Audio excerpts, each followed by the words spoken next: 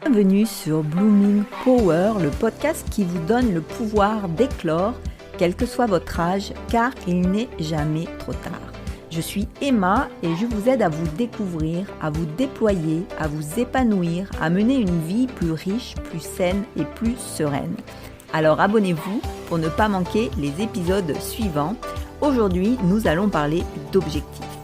En effet, il y a une question qui revient régulièrement, que l'on me pose très souvent, c'est comment atteindre ces objectifs.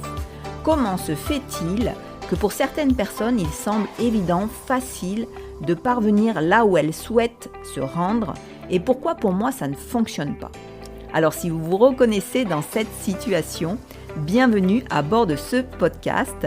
On ne va pas parler aujourd'hui d'astuces pour réussir, mais bien de la seule méthode à mon sens qui fonctionne et qui est utilisée généralement par ces personnes qui réussissent et que vous enviez. Mais avant de rentrer dans le vif du sujet, il est important que vous réalisiez quelque chose, c'est que ce que vous voyez chez les autres, c'est un résultat, ce n'est pas un processus. Ce résultat, en effet, il peut être important, il peut être conséquent et vous fasciner. Il peut aussi vous sembler que cette personne, elle est arrivée facilement là où elle se trouve. Mais ce que vous ne voyez, ce n'est que des impressions. En fait, vous ne voyez pas le processus, le chemin que cette personne, elle a accompli pour en arriver là et comment elle a fait. Et c'est justement tout l'objet de ce podcast, de vous donner les clés pour que vous aussi, vous soyez en mesure de réaliser vos objectifs. Pour éclore, il faut découvrir qui l'on est, quelle est sa voie, sa mission. Pour fleurir ensuite, il va falloir suivre cette voie et pour cela, il faut parvenir à réaliser ses objectifs. Alors peut-être que vous avez des projets qui sont importants pour vous, des objectifs que vous rêvez d'atteindre et régulièrement vous rassemblez toutes vos forces pour vous y mettre. Et les premiers jours, c'est toujours parfait, tout va bien.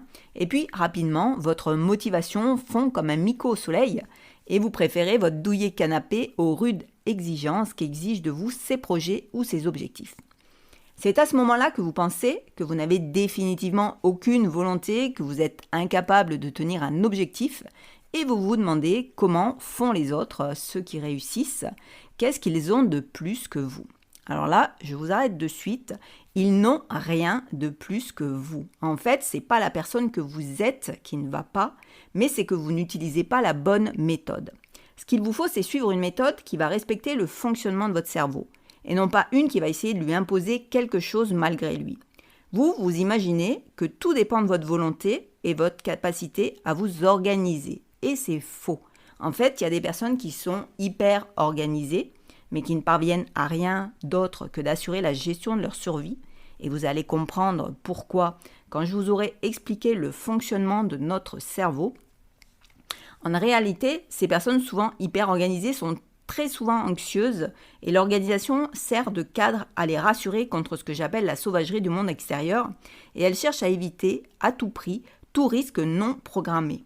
Et puis vous avez des personnes qui sont hyper désorganisées mais qui vont donner naissance à des projets grandioses sans apparente difficulté. En fait, leur différence, c'est la sensibilité au risque et le focus. L'une est très sensible au risque et va focuser sur le contrôle et l'organisation pour les réduire au minimum, alors que la seconde aime le risque et va se focaliser uniquement sur son objectif de manière quasi obsessionnelle. Le but, pour nous, ça va être de trouver une sorte d'équilibre entre ces deux profils, en sachant que l'équilibre tel qu'on le conçoit n'existe pas, que c'est un mythe, mais ça, j'en parlerai dans un prochain podcast. Pour que vous compreniez bien, je vais vous expliquer le fonctionnement du cerveau. Alors, qu'est-ce qui se passe dans notre cerveau quand nous décidons de poursuivre un objectif ? La pensée créative, qui se situe dans le cortex, qui est la partie de notre cerveau la plus récente, visualise un but à atteindre. Alors en général, on trouve celui-ci hyper stimulant. En fait, la prise de cette décision nous met généralement en joie. Mais très vite, il faut passer à la phase d'action et c'est là que les choses se corsent car notre cerveau, confronté aux différents changements qui vont être nécessaires pour parvenir à notre résultat, va activer une autre partie du cerveau beaucoup plus primitive qui est le cerveau mammalien. et là, ça commence à bugger. En fait, notre cerveau, il n'avait vu que le but. Ça avait l'air trop sympa et il n'avait pas encore réalisé le processus qu'il allait devoir emprunter pour y parvenir. Et notre cerveau primitif, il n'aime pas le changement, mais alors pas du tout. Et sa fonction principale, c'est uniquement d'assurer notre survie. Dans ce cerveau primitif, il y a l'amygdale qui assure la fonction de fusible. Et dès qu'une menace se profile, et le changement est une menace pour l'amygdale, dès qu'on sort de la rassurante routine habituelle, comme c'est le cas avec un changement important, elle tire immédiatement la sonnette d'alarme. Et cette amygdale, elle envoie à ce moment-là un message à l'hypothalamus qui va envoyer les hormones de stress. Notre cerveau, à ce moment-là, il ne connaît plus que deux options, c'est fuir ou combattre. Alors je vous rappelle que son but, c'est pas de trouver une solution créative au danger, mais c'est d'assurer la survie de notre espèce en quelques secondes. Et pour ce faire, il va bloquer toutes nos fonctions physiologiques pour que toutes nos ressources soient uniquement allouées à la fuite ou au combat. Et c'est pour cette raison qu'on se sent paralysé face à toute situation inhabituelle. D'ailleurs, vous avez dû le constater, après la phase d'euphorie de la fixation d'un objectif stimulant, il y a toujours la phase où surviennent toutes nos angoisses, la peur de ne pas être à la hauteur, de ne pas y arriver, etc. Et selon notre histoire, nos peurs sont différentes, mais le réflexe physiologique, il est commun à tout le monde, car tout le monde a une amygdale qui sonne en quelque sorte l'alerte. Alors, ce qui va faire la différence entre les individus, c'est qu'une petite partie d'entre eux arrive naturellement à transformer cette peur en une excitation. Ces gens grandissent dans la confrontation et vont préférer le combat à la fuite et transformer la peur en défi, en challenge, en opportunité de vivre une nouvelle aventure. Alors on ne sait pas trop pourquoi, certains sont plus aventuriers, cherchent le risque, sont plus courageux. Dans une même famille, avec la même éducation, on va avoir des profils très différents. L'un va être attiré par l'aventure, le combat, et les autres non. Alors mais rassurez-vous, si vous ne préférez pas le combat, c'est tout à fait normal, parce que la plupart des personnes préfèrent la fuite, et c'est logique, car notre espèce n'était pas spécialement équipée naturellement pour combattre, contrairement à un tigre, et donc la fuite était le meilleur moyen d'assurer notre survie. La bonne nouvelle, c'est qu'il existe une méthode hyper simple pour contourner ce blocage qui paralyse, c'est les objectifs minuscules. Alors attention, qui dit objectif minuscule ne veut pas dire voir petit. Vous devez voir grand, ou vous pouvez voir grand, mais vous devez avancer sur le chemin de ce grand objectif à pas minuscules. Et pourquoi ? Parce que c'est la seule manière de leurrer notre cerveau primitif. C'est-à-dire que pour que l'amygdale ne disjoncte pas et n'envoie pas au corps le message de tout bloquer et de fuir, il faut rester en dessous de la barre de ce qui l'effraie. Et le seuil de tolérance de l'amygdale, il est généralement très bas. Ça dépend des individus, donc c'est à vous d'étudier vos réactions en fonction des décisions que vous prenez et de vous y adapter avec honnêteté. Mais si vous persistez à vouloir vous raconter des histoires sur vous-même, vous aurez beaucoup de mal à la leurrer. Alors c'est quoi ces histoires ? Alors il y en a deux et elles sont contradictoires. Il y a celle de nos super pouvoirs, de tout ce qu'on se croit capable de faire en un claquement de doigts. Et c'est souvent celle-ci qui nous aide à fixer un gros objectif qu'on pense pouvoir atteindre rapidement. Et puis il y a l'histoire qu'on se raconte quand on échoue et qu'on ne vaut rien et qu'on n'a pas de volonté. Celle-là, vous la connaissez bien. Et c'est des histoires, elles sont fausses. La vérité, elle se trouve comme bien souvent au milieu. Vous êtes capable de quelque chose de grand si vous prenez le temps et si vous vous fixez des objectifs minuscules pour y parvenir. Alors on a tous des peurs différentes sur des sujets différents selon notre parcours et notre histoire, donc c'est aussi important de les identifier comme tels pour pouvoir adapter son comportement. Alors dans mon cas par exemple, et je vais vous parler de moi parce que c'est l'exemple que je connais le mieux, j'ai assez peu de peur en général car j'aime le risque.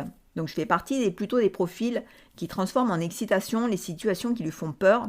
Mais il y a des domaines aujourd'hui dans lesquels je peux bloquer très facilement et c'est le cas du sport. Alors c'est tout à fait curieux car j'ai beaucoup fait de sport jeune et je n'avais pas de blocage. Mais depuis quelque temps, j'en ai. Et je pense que j'ai absorbé malgré moi toutes ces croyances limitantes sur l'inexorable déclin de nos capacités physiques avec le temps et l'âge. En fait, dès que je commence à faire du sport, j'ai ces croyances qui surgissent immédiatement, me signifiant que je n'arriverai à rien. Alors comment j'ai fait pour reprendre le sport ? Je me suis obligée à me challenger, à augmenter chaque jour ma séance de sport. Alors tenez-vous bien, d'1 minute. Je fais des exercices à haute intensité, donc il faut que je travaille l'endurance. Et je suis partie de très bas, de 5 minutes. C'était le but, d'arriver de 5 minutes à 25 minutes par jour. Et pour ça, il m'a fallu 1 mois et je n'ai eu aucun blocage. Alors, lorsque j'ai tenté à plusieurs reprises de faire directement les séances de 25 minutes, j'ai toujours abandonné au bout de 2-3 jours parce qu'en fait, c'était trop me demander. Alors, j'ai un exemple très parlant qui m'a beaucoup aidé et que je vais vous partager. C'est l'histoire d'une femme qui voulait arrêter de sucrer son café quotidien et donc elle avait décidé de s'accorder 1 cuillère à café de sucre en poudre. Alors dedans, elle avait compté, il y avait X grains et chaque jour, elle retirait 1 grain de sucre jusqu'au jour où elle a fini par ne plus le sucrer du tout. Alors j'imagine la patience que demande un tel challenge.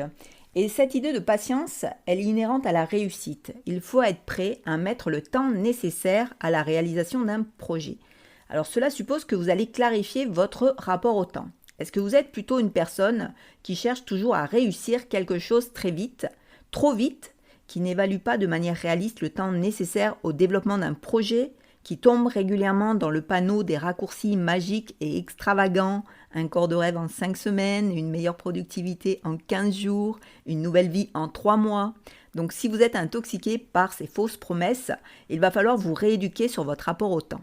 Et je vous rassure, là aussi, notre civilisation du clic a fortement perturbé notre perception du temps, de la réalisation des choses, et il est donc normal de devoir se recadrer régulièrement. J'ai une technique assez simple pour le faire.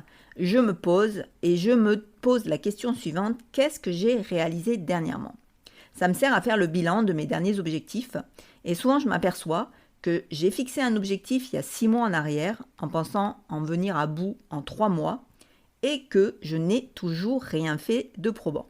Alors je me trouve toujours des excuses, je suis trop occupée, le temps passe trop vite ou en réalité, en fait tout ce que j'ai fait c'est voir trop grand et j'ai voulu faire trop vite. Et mon cerveau a simplement bloqué ce projet en trouvant inconsciemment des moyens de fuir.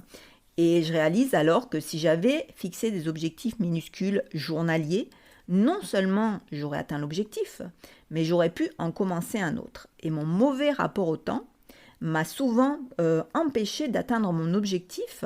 Mais en plus, dans ce cas-là, par exemple, il m'a fait perdre 6 mois. C'est de cette manière que j'ai perdu des années à essayer de reprendre le sport sans jamais y arriver. Et donc, je ne vous explique pas les ravages sur l'estime de soi chaque fois qu'on abandonne de cette manière un projet. Donc désormais, je refuse de me laisser duper et de vivre avec cette pression perverse du temps. Un objectif ou un projet doit être envisagé sur 1 an, 5 ans ou plus. Abandonnez le court terme. Faites-en une règle, c'est vraiment important. Et là où les objectifs minuscules révèlent encore davantage leur puissance, c'est que vous allez rapidement vous apercevoir qu'ils sont indolores. Forcément, c'était le but de ne pas réveiller l'amygdale. Donc, vous serez beaucoup plus zen, beaucoup plus épanoui face à vos gros objectifs.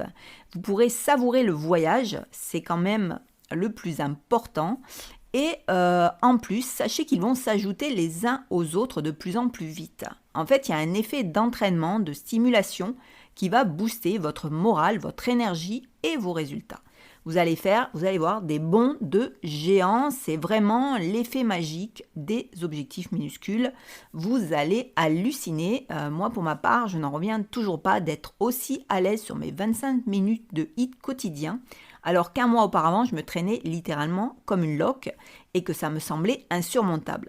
Donc d'avoir franchi si facilement ce que je voyais comme une montagne, ça a eu un effet impressionnant sur mon mental et donc je vous encourage à adopter cette méthode immédiatement parce qu'elle va réellement changer votre vie, vous aider à faire éclore et fleurir toutes ces petites graines que vous avez envie de voir pousser. En plus, vous allez vous rendre compte que ça se met en place très facilement et donc n'hésitez pas. En tout cas, j'espère que ce podcast vous a plu et surtout qu'il va vous être utile. N'hésitez pas à le partager si vous pensez qu'il peut aider des personnes autour de vous. Et puis, pensez à vous abonner pour ne rien rater et à laisser une appréciation sur iTunes, car c'est le plus sûr moyen d'aider ce podcast à éclore lui aussi. Et on se retrouve la semaine prochaine pour un prochain épisode de Blooming Power.